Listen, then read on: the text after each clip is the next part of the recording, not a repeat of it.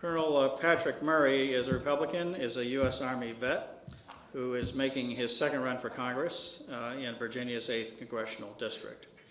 He has a bachelor's degree in economics, a master's degree in history. He also holds a master's degree in Russian studies.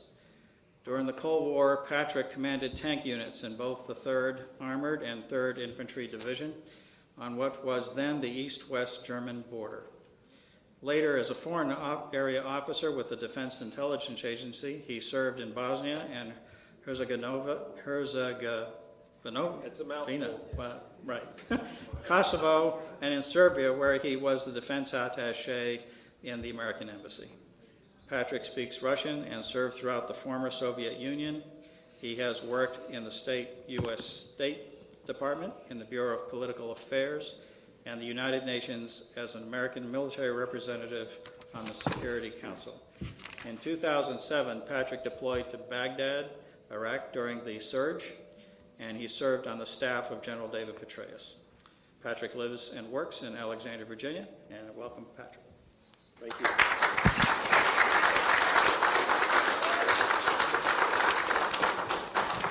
Well, thank you, Dick. You read it just like I wrote it, and I appreciate that. I want to thank everybody for coming out tonight, and I want to thank the Springfield Chamber. This is my second time to run, and I remember when we had this same soiree 2 years ago. I think we were down in the Hilton, down in Springfield, just a little ways down. So it's great to be back. I've enjoyed chatting with a number of you, and as Dick pointed out, I hope that we get an opportunity to do that after I'm through up here. I also want to thank Karen, and where'd she go? You just find the sweater. There she is.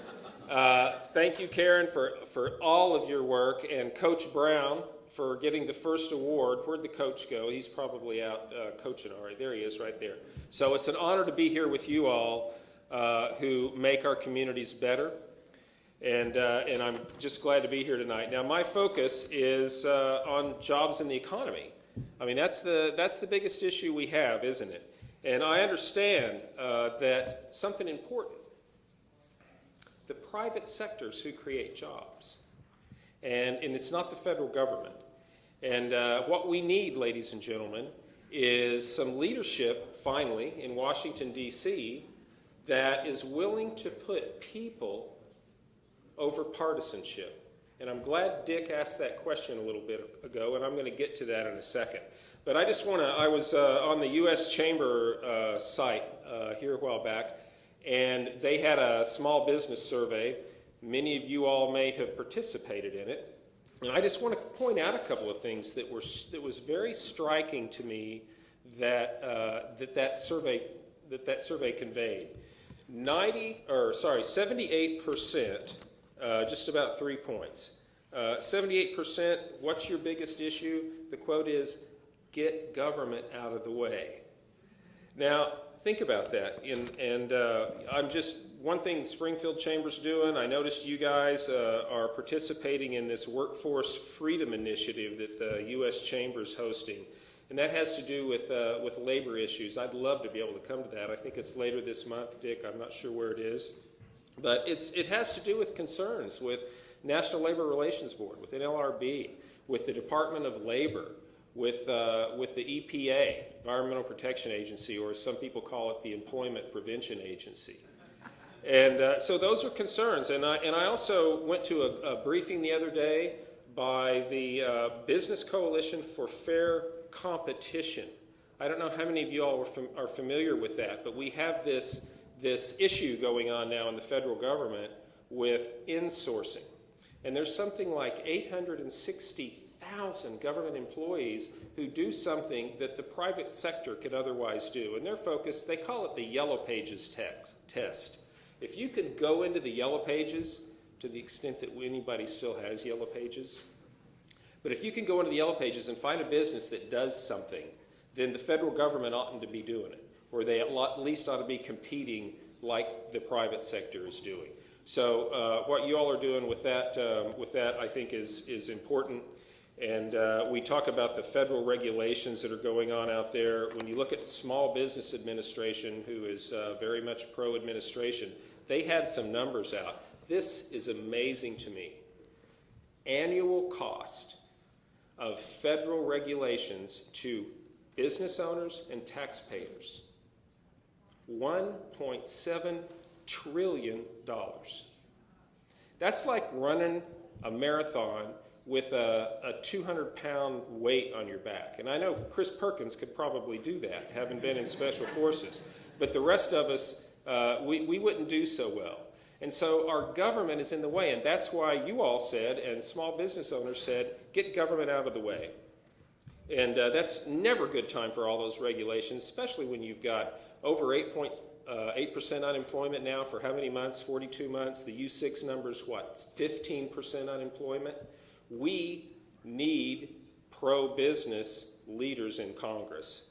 And so that's number one. Let me just point out a couple of other things that were important to you all. Vast majority are concerned about what's happening with the expiration of the tax cuts coming up, the so-called Bush tax cuts, the 2001 and 2003. A lot of people call it Taxmageddon. We have, I think it's 13 different new lines of taxes coming up from the Obama administration. Your dividends tax is going to skyrocket. Your capital gains tax is going to skyrocket. And we talk about, a lot of people say, well, you know what? During the Clinton administration, we raised marginal taxes up to 39%, and didn't everything go well then? The reality is, when we got a surplus, ladies and gentlemen, it's when we lowered the capital gains tax, and then we started to get a budget surplus. Because capital gains taxes, when that enables us to reinvest, and I don't need to tell you all how all that works. And so that was the second thing, was the concern with taxes. And the other one I wanted to mention was sequestration switch coming up, and Perkins, Chris mentioned that a second ago. It is amazing to me that you have two political parties, congressmen who have been there for 22 years on the Hill, and they can't figure out how to spend within our means. Now, Virginia stands to lose a great report done from a professor at George Mason University here. Virginia will be the second hardest hit state. Chris mentioned a couple of these things. 123,000 jobs, ladies and gentlemen. 123,000 jobs in Virginia, the lion's share of which are right here in Northern Virginia. The gross state product that we will lose, $10.5 billion. The amount of income lost, $7.5 billion. But we can't figure it out. Why? Because members of Congress, to include my opponent, are there to put partisanship over people. And I want to change that. And that has to do with what Dick was talking about. Chris stole a little of my thunder, because I like to say to people, you think it's tough working with Republicans and Democrats? Try Sunnis and Shias and Kurds. Try Serbs and Croats and Albanians. And I have a record of working with them. In Baghdad, I had a lot to do with what we were trying to do with stimulating the economy over there. And when I was in the Balkans, that complicated name to say, Bosnia and Herzegovina, we did the same thing with Serbs and Croats and Albanians. And you've got to be willing to be selfless. You've got to be willing to put the next generation in front of the next election. That's what I'm here to do. And that's why I want to represent you in the United States Congress. Now, most important election, I believe, of our lifetime. And I think it's very clear. And I urge you to look at my record, and I urge you to look at my opponents. The National Labor Relations Board does ratings every year of all members of Congress. This year they had 13 key votes that are critical to small business. My opponent got a 0. And the U.S. Chamber of Commerce, my opponent's lifetime score is an F. You need people that are going to put people over politics and people that focus on small business, because you all are the ones that are going to generate our jobs and pull us out of this recession. That's why I'm honored to be here with you all tonight, ladies and gentlemen. Thank you all for coming out. Thank you for your support of the community. God bless you all, and God bless the United States.